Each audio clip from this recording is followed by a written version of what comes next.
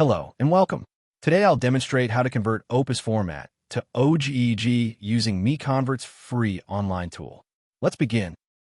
Start by searching OPUS to OGG converter on Google. MiConvert.com should appear as one of the top results. Click to open it.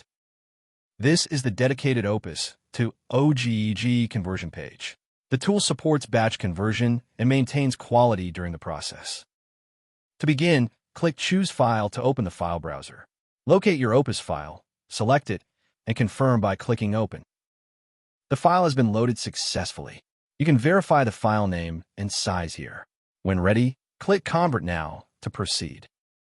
The conversion engine is processing your file. The progress indicator shows the current status. Please wait a moment. Excellent. The conversion is complete. Click Download to save the resulting OGG file to your local drive. Thank you for watching. For more file conversion tools, visit MiConvert.com. Please subscribe to our channel for future tutorials.